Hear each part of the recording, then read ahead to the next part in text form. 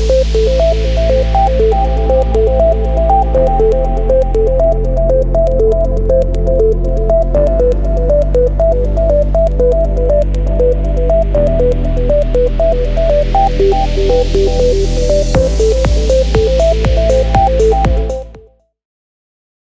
listeners, and thanks for tuning in to this edition of our MetriSight podcast. I'm Beth Schultz, Vice President of Research and Principal Analyst at Metrigy, along with Robin Garris, our CEO and Principal CX Analyst. Today, we are going to be talking about our latest research study, which is the second annual AI for Business Success study, which Robin spearheaded, and we conducted this study in February with more than 1,100 companies globally. Really excited to talk about this study because I know I've been through it a few times, and each time I go through it, I find really new, interesting data points. Okay, so in the study, we found that nearly every company is using AI today to some extent. So where's it most in use, and where's it most in use by industry, but also then by business area and function? Yeah. Well, hello, everybody, and welcome. As Beth said, I'm Robin Garris, and I did conduct this research, and I will tell you, it's been really, really interesting and some eye-opening areas as well. But like Beth said, really pretty much every company in the study is using AI, whether they want to or not, almost, because it's like passively available in so many different applications that we use, so for example, if you're just on, a company-wide meeting over a meeting platform, there's AI enabled, transcription and meeting summarization and things like that. So just, almost passively, you're using it anyway. And then there are other companies, obviously, that are very aggressive and using it very strategically. So when we looked at the top overall use as far as vertical industries go, actually the top one is manufacturing. And again, this is asking not just about like CX or UC, it's across the board, like where are you using AI across the company. So, they could be using it on the manufacturing floor, they could be using it with product development and design, all sorts of things. So manufacturing followed by financial services, a big user of all this type of technology. High tech is number 3. And the next one, before we have like a natural break in our data, would be healthcare, which is really an interesting one because earlier in my career, I remember I used to write practice management pieces for the American Medical News. And at the time, it was like, you couldn't get healthcare companies to even think about using a fax machine, much less anything more advanced. And lately, it's like, the last few years, you've really seen healthcare embrace the more advanced technologies and kind of leapfrog other industries. And they're really doing some cool things with AI. So that's where we see industries in terms of like within a company, where are companies using AI, like what business units are they using it in? IT is number 1. So you think about things like being able to automate different functions within IT, being able to do root cause analysis, being able to use AI to help write code. I mean, there's all different ways. We have a whole chart on different ways IT is using AI, and even more advanced like agentics. And then the second one is contact center, and then no surprise there. That's like one of the big areas of using that uses AI. And then the third area is actually sales. So those are kind of the top 3. There are others as well using it, but if you look at kind of a bar chart of the most common business areas, those would be the top 3. And then in terms of functions, like what business function do we use AI for? Number 1 is customer service. Number 2 is automating business workflows. And then the third one is workforce management. So really being able to use AI to automate things like forecasting and scheduling and, being able to help people work more efficiently, better with AI agents and AI assistants, for example. And then the next area would be like cybersecurity and risk management. We're really seeing a lot of uptake in AI in those areas. And there are plenty of others as well in the study, but those are some of the top ones that we're seeing at this point. So it's everywhere, essentially, It is, right? yeah. So, Yep. and with that in mind, then one of the things you asked about in the study was the AI Center for Excellence, right? And Yep. a lot of companies planning or that already have. So 38% have one right now, 58% planning. How important is this, do you think, for kind of long-term overall success with AI?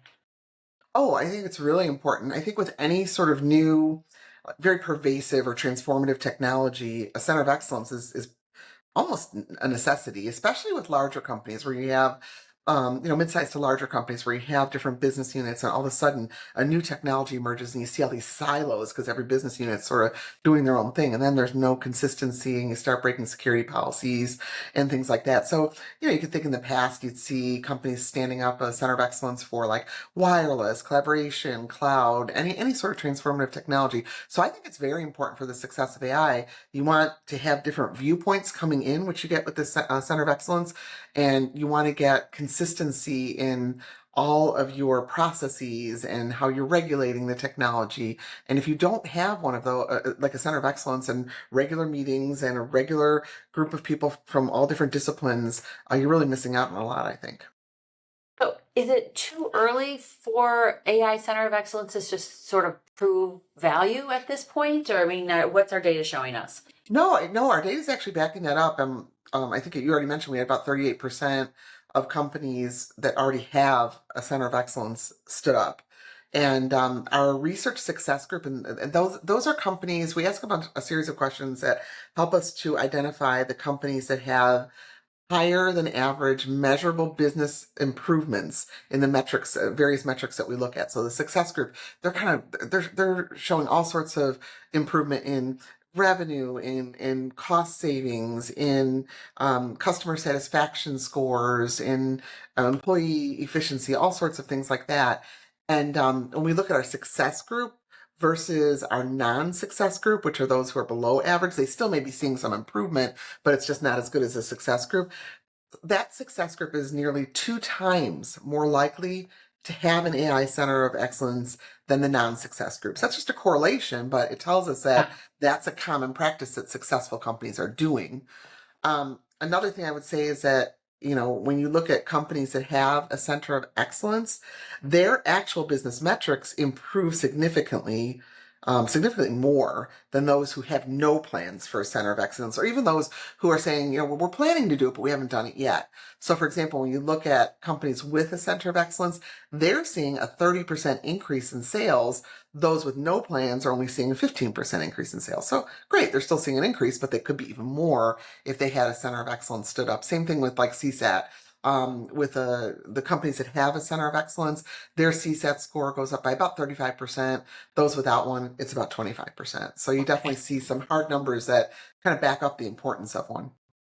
Yeah, that's great. I love the idea, but then having the data back it up is so Yeah. important. Yeah. Um, we've talked about, the two of us and the Metrigy team have talked about the trend that you saw among research participants, and they're thinking about how they're going to work with technology providers, or how Yeah. they want to work with technology providers around AI. So, why don't you share with our listeners what Yeah. you discovered? Yeah, this is a really interesting one, especially this round of research. So, about a year ago, actually, when I did this study a year ago, I had a hypothesis that said, AI is moving everything so quickly. The pace of innovation is going so fast that companies are not going to be able to continue buying technology in the same sort of old school IT way that they used to use. And what that was okay, we have an in-depth understanding, or at least we think we do, an in-depth understanding of technology, and we need to really understand what you're doing before we're going to buy from you to solve a problem or address an opportunity. And that often meant like an IT person and a technical person at the vendor, going head to head and arguing maybe and discussing how are you doing this and why are you doing it this way. And getting into a lot of cycles like that before they're like, okay, now we're convinced that you're doing the right thing. Um, so that's one way, and that's the way companies have been buying. But because of how quickly things are moving now, my hypothesis is it's going to switch to um, I just have to have a high level understanding of technology, and I'm going to rely more on my technology partners to make recommendations to me on what I should buy to solve my problem or address my opportunity. So a year ago, it was roughly 2/3, 1/3. 2/3 saying, "Oh no, we need to have a high level, or I'm sorry, we need to have an in-depth understanding of technology before we make a decision," and about a third, roughly, saying they wanted to have um, more of a high level understanding, rely on their technology providers more. And that it went down. Those numbers narrowed a little bit, just by about 5 points, 6 months later. And then we just did it again now, so a year after that first question. The percentage that said that they wanted to have an in-depth understanding went from 68% down to 51%. Those who said they wanted to have a high level understanding went from 33% up to 49%. So we're almost at 50-50 right now in how companies are buying. And what this really means is that your decision on who you're going to select as your technology partner is more crucial than ever, because you're relying on them, you're trusting them. They have to be a trusted advisor. You're going to come to them with your problems or your opportunities and trust that they're going to give you the right solution that will help address them. So very big shift, and it means a lot. It really means a lot of change to the vendors themselves, because when you think about it, the companies that are more apt to say we want a high level understanding and rely on our vendors are smaller companies. There's more of those. And the smaller companies, the vendors aren't going to be able to serve all these, small and lower end of mid-sized companies that, want to have they just want to rely on them. They can't keep up. They can't keep up with the pace of innovation. So I think this is going to mean a lot for channel partners. It's going to tell us that these channel partners are going to have to do a lot more consultative selling. Maybe they'll be charging for that.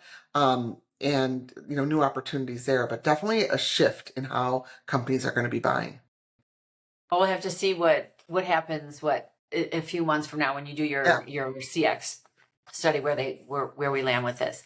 Yeah. Okay, so we talked about some operational strategic things. Let's talk about technology now. So in this study, this is the first time that we've asked specifically about agentic AI, which that term has just become so buzzy in the last 6 months or so. So what did you ask? What did you learn about how companies' approach to agentic AI today? Yeah. So very interesting. Only about 52% of companies are even familiar with the term. So, we've got a long way to go from a technology vendor standpoint to make sure that, people actually know what this actually means. And Well, we even maybe we should asked explain various it. What does it definitions. mean? Oh, yeah. Yeah, Yeah, right? sorry. As you can see, we have a Doberman in the background now, so that's always trying to get him out of the way here. Yeah, so we actually did, and that's a good question. We asked companies how do you define agentics? And there were about 4 different common answers that we saw. Our definition of it is that it's an advanced AI framework that uses large language models, so part of generative AI, to make decisions and take actions autonomously. So in other words, without human involvement at all. So in action, agentics basically help humans in the moment, or they automate an interaction or a process. So I think that the autonomous nature of agentics is a really big piece of it. So I look at the word as kind of the combination of 2 words, agents and analytics. And so when we're looking at the LLMs are analyzing what's going on and taking action autonomously based on what's going on. Now, I think moving forward, when we look at like Agentics 2.0, that's going to expand to include like a hierarchy of AI agents. So you have like the master agents, the sub agents, the assistants, all these bots working together to analyze an issue and take action and close the loop. Some will say that there are vendors that do this already today. I don't think we're quite there today. I think we're still very early stages of agentics, but yeah, we don't see a lot of companies familiar with the term. Among those who are, they still at this point find more value with like functional task specific prompts compared to agentic AI prompts, where it's real adaptive decision making. Actually, you don't even need prompts. It's agentic AI for adaptive decision making, and they're finding that functional task specific prompt more valuable by about 2 to 1 right now. So we're still very early stages. I don't think a lot of companies really see what the value is yet, or have experienced the value. Some have, but not very many. When we ask what their plans are with agentics, most are going to use agentic agents to complement existing AI agents versus like a rip and replace type of thing. I think over time you'll see some shifting going on there. But when we look at all the different types of AI that companies are using or planning to use and spend money on in 2025, the biggest growth area right now is agentics compared to every other area we looked at. So the evolution of generative AI, more or less, I mean, roughly. Okay. You mentioned prompts a couple times. What about prompt engineering? That was another, Yeah. yeah, that was another good area for the study. As a practice, when we think about prompt engineering, so that's basically crafting a prompt to put into a large language model in such a way that the output gives you exactly what you're looking for. And there is a science to that. In practice, it is vital to 58% of companies. So that's very high for vital because the next line is important. So you look at the difference between vital and important. I mean, that's huge. 58% of companies saying it's vital. Just coincidentally, the same percentage, 58%, train their employees on how to engineer prompts. So they're teaching them, here's what you need to say. Here are the details you need to provide. If you're asking this type of question, this is what you need to specifically tell the large language model to do. But the other thing is the majority are also interested in prompt templates. So having a provider give you a list of templates that either you can use to manually enter, or you have as kind of like in the middle, I'm entering something just in natural language as a consumer, or as a human, I'm just entering something in natural language. And then before the large language model actually takes it and processes it, it's there's something like in the middle basically that's looking at what I entered and what do I really mean by that, and clarifying and fine tuning that prompt before it actually goes into the large language model to respond. And so these prompts, either way that they're being used, are really in demand right now. The top value is that they get quick answers and the questions are asked properly to AI. So I'm going to get what I need and I'm going to get it quickly. And the way it's asked into the large language model is done in a proper way. The problem, one of the reasons why companies aren't using these right now, by the way, is that their provider doesn't offer them. So that's something for vendors to be thinking about. We have a lot more in this area, a lot more questions we asked around prompt engineering. But this gives you a little bit of an overview. Obviously, clients have access to all of the charts. There's about 200,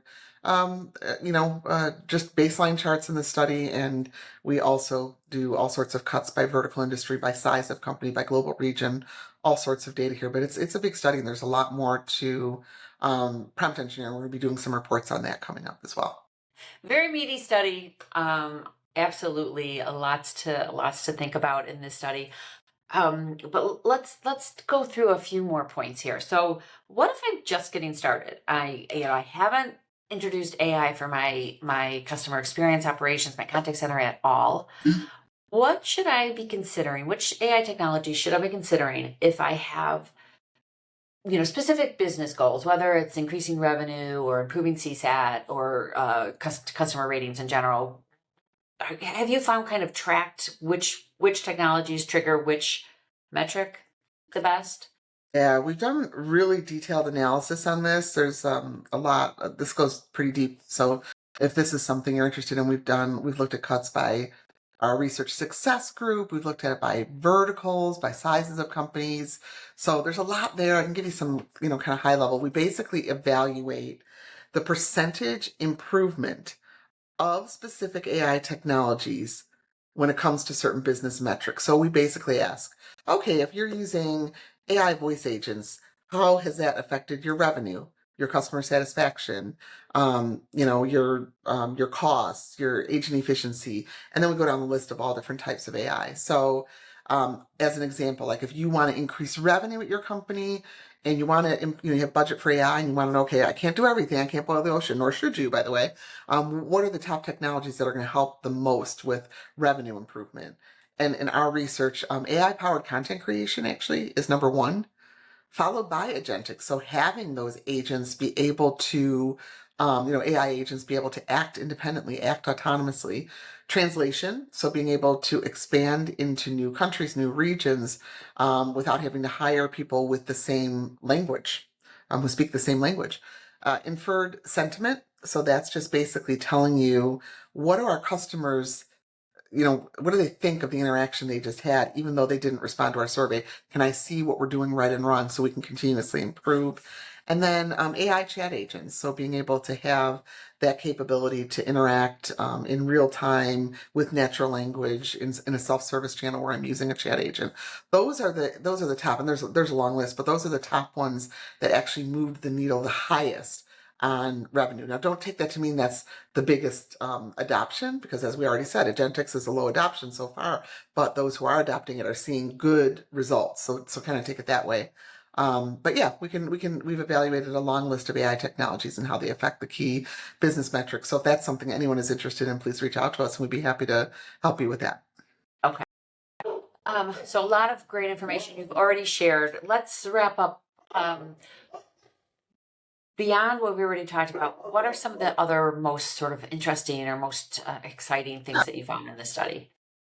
This is a loaded question because there's so many. And, when I was we were recently at Enterprise Connect, talking to a lot of companies about this, and they were asking me that same question. I was like, oh, where do I start? There's a long list. But I'll point out a few, and we're going to be doing a lot more, like webinars and content, reports, and things like that on this data. There's a lot there.